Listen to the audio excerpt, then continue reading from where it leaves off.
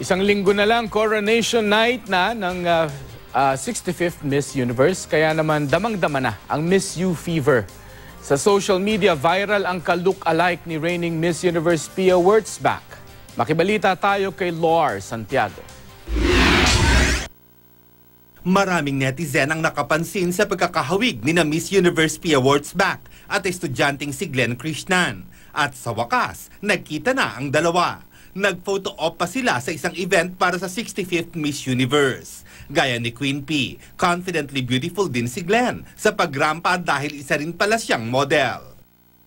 Isang linggo bago ang 65th Miss Universe, unti-unti nang nare-reveal ang ilang detalye ng coronation night. Kabilang dito ang pagbabalik Pilipinas ni Miss Universe 1994, Susmita Sen. Sa Instagram niya, inanunsyo niyang napili siyang hurado ng pageant.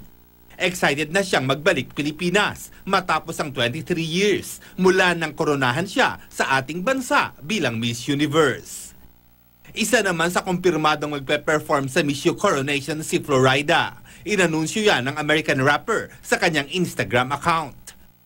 Napili namang host ng red carpet special ng Miss U ang Phil Hawaiian video vlogger na si Bretman Rock. Nakilala si Bretman sa kanyang galing sa pag-make-up at patok na sense of humor online. Nasa bansa na sina Miss Universe 2015 second runner-up Olivia Jordan at Miss Universe 2014 first runner-up Nia Sanchez. Excited ang American Beauty Queens na makita ang Miss U candidates.